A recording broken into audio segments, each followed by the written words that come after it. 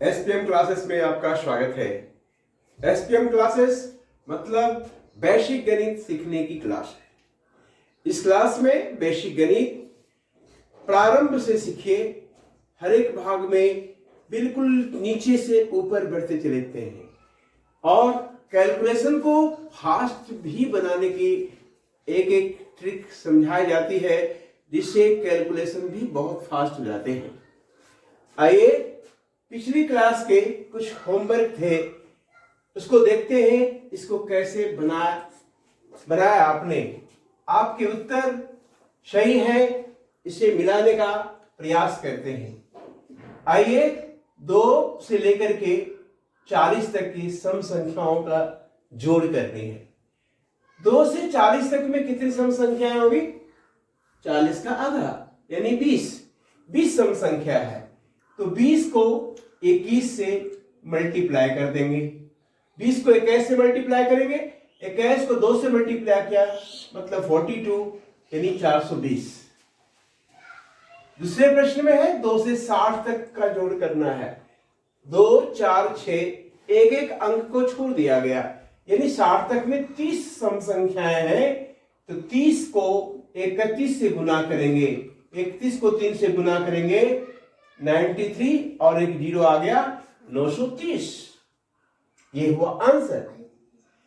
ये odd number है, 1, 3, 5 यानी विषम संख्या। 1 के बाद 3, 3 के बाद 5, 5 के बाद 7, इस तरह 25 तक है। 25 तक कुल कितनी अभाज्य संख्याएं होगी? तो 25 में एक जोड़ देते हैं, 25 में एक जोड़ेंगे 26 हो जाएगा। 26 का आधा होता है 13। 13 विषम संख्याएं हैं। 13 विषम संख्याओं का योग का मतलब 13 को 13 से गुना कर देना है। 13 को 13 से गुना करेंगे 169। अब 1 से लेकर 49 तक विषम संख्याओं को जोड़ना है। 49 तक विषम संख्या कितने होंगे? 49 में एक जोड़ देंगे तो जाएगा 50। 50 को आधा करेंगे 25। 25 ऑड नंबर है, 25 को 25 से मल्टीप्लाई कर देंगे तो 625 हो जाएगा, यानी 625 इसका उत्तर हो गया। अब 30 तक के अब 230 है, 1 से लेकर के 30 तक नहीं, तक 30 और नंबर को ऐड करना है, तो इसकी तो अब करना और आसान है। इसमें 30 को ही 30 से मल्टीप्लाई कर देंगे मतलब 900 इसका आंसर हो जाएगा। अब स्क्वायर करनी है। प्रथम 50 प्राकृत संख्या के वर्गों का योगफल करना है, तो इसके लिए सूत्र होता है n into n plus 1 into 2n plus 1 by 6। n की जगह यहां 50 है तो 50 भरेंगे, 50 गुने 51, 50 दूनी 100, 100 प्लस 1 101 बटे 6। ये कटेगा 17 या 51 और 3 दूनी 6, तो उसे काट देंगे 25। अब ये 17 गुणे 25 गुणे 101 जो गुना करके आएगा वही मेरा आंसर होगा। अब 60 तक वर्गों का योगफल ज्ञात करनी है, तो इनकी जगह यहां 60 भरेंगे तो 60 प्लस 1 61 हो जाएगा। 60 दूनी 120 प्लस 1 121 हो जाएगा बटे 6। ये 6 से कट जाएगा 10, यानी 610 गुणे 121। अब 1 का क्यूब, 2 का क्यूब, डॉट डॉट 3 के 50 तक का क्यूब करनी है। 8 नंबर 50 तक के क्यूब करने के लिए इसका सूत्र होता है n into n plus 1 by 2 इसका होल स्क्वायर। 50 तक है तो 50 गुणे 51 बटे 2 इसका होल स्क्वायर। इसे काट देंगे 25। 25 को 51 से मल्टीप्लाई करके स्क्वायर कर देंगे। अब 1 का क्यूब 30 तक का क्यूब निकालना है, इसमें n की जगह 30 भरेंगे, 30 इंटू 31 बाई 2 इसका होल स्क्वायर। ये कैंसिल हो जाएगा तो 15 का स्क्वायर 25, 31 का स्क्वायर 961 से मल्टीप्लाई करेंगे, वही आंसर हो जाएगा। पावर 4 है, 1 का पावर 4 प्लस 2 के पावर 4 प्लस 20 का पावर 4, इसका ऐड करना है। इसका सूत्र होता है n into n plus 1 into 2n plus 1 into 3n square plus 3n minus 1 by 30। यहाँ n की जगह 20 भरेंगे, n की जगह 20 भरेंगे, समझ रहे हैं? n की जगह क्या भरना है? 20। तो n की जगह 20 भरेंगे तो क्या हो जाएगा? ये 20 हो जाएगा। 20 में 1 ऐड करेंगे तो 21। 20 को 2 से मल्टीप्लाई करेंगे 40 और प्लस 1 41। 20 का स्क्वायर 400। 400 को 3 से मल्टीप्लाई करेंगे 1200। 20 को 3 से मल्टीप्लाई करेंगे 60 माइनस 1 अपॉन 30। ये 0 और ये 0 कट गया, 3 से कट गया 7। 7 दूनी 14 गुने 41 और ये एक घटा देंगे 1200 से मल्टीप्लाई करेंगे, यही हमारा हो जाएगा आंसर। इस क्लास में आज सीखेंगे विभाज्यता का नियम। हाँ, आपने ठीक ही सुना, क्या सीखेंगे? विभाज्यता का नियम।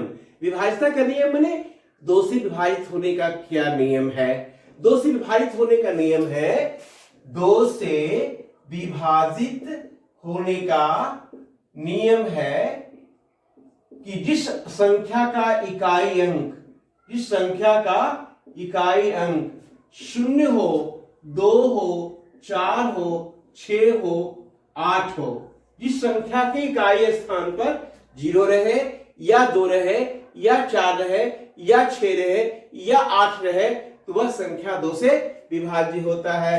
जैसे 42 अंत में 2 है, इसका मतलब 2 से विभाज्य है। ये 48,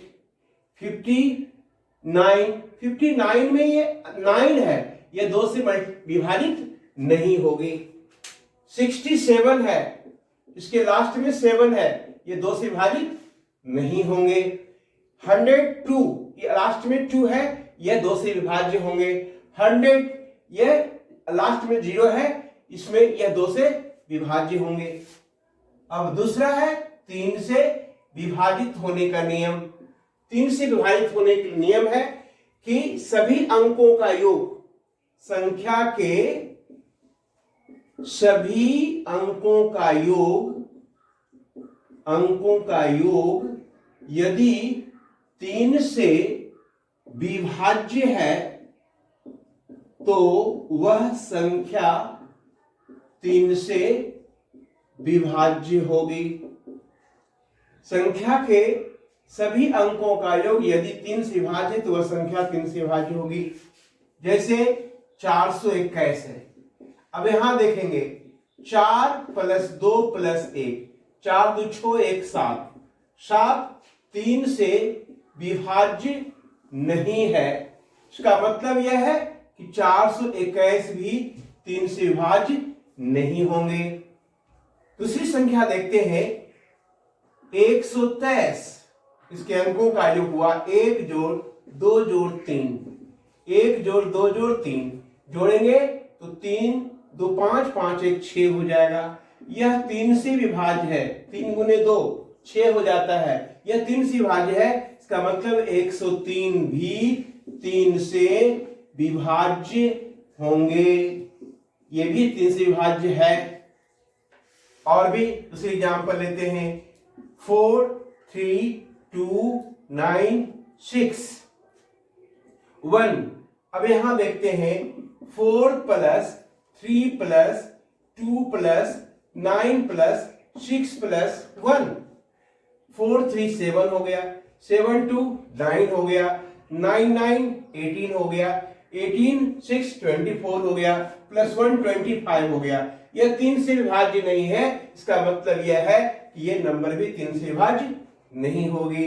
लेकिन अगर यही संख्या होता 4 3 2 9 6 तो 4 प्लस 3 प्लस 2 प्लस 9 प्लस 6, अगर ये संख्या लेते तो इसके अंकों का योग 4 3 7 7 2 9 9 9 18 18 24 है, यानी ये 3 से विभाज्य है। 3 गुने 8 3 से विभाज्य है, यानी ये भी संख्या 3 से विभाज्य होगी। 4 से विभाज्यता के नियम को देखेंगे। 4 से विभाजित होने के लिए, 4 से विभाजित होने के लिए क्या चाहिए? अंतिम दो अंक यानी इकाई एवं दहाई, इकाई एवं दहाई से बनने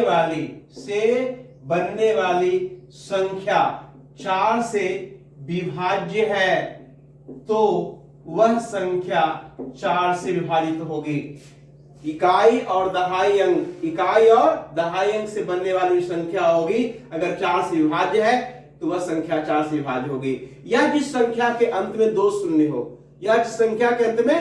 शून्य हो, अंतिम 2 अंक 4 से विभाज्य हो या 2 शून्य रहे तो 4 से विभाज्य होगा। जैसे 100, लास्ट में 2 जीरो है, 200, 300, 400, ये सभी 4 से विभाज्य होंगे। 732, ये 32 4 से विभाज्य है, इसलिए 732 भी विभाज्य होंगे। 944, 44 4 से विभाज्य है तो 944 भी 4 से विभाज्य होंगे। 740, 40 भी 4 से विभाज्य है तो ये पूरी संख्या 4 से विभाज्य होगी। ये 1041, 41 4 से विभाज्य नहीं है, इसलिए यह संख्या 4 से विभाज्य नहीं होगी। तो 4 से विभाज्यता का नियम हो गया, जिसके अंतिम में 2 जीरो रहे या अंतिम 2 अंक 4 से विभाज्य है तो वह 4 से विभाज्य होगी। हमें 5, 6, 7, 8, 9, 11 से विभाजित होने का नियम सीखेंगे।